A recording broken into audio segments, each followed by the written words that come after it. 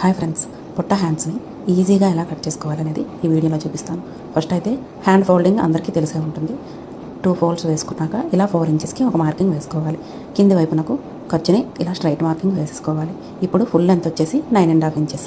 ఇలా ఒక మార్కింగ్ వేసి 1.5 ఇంచ్కి ఒక మార్కింగ్ వేసుకోవాలి.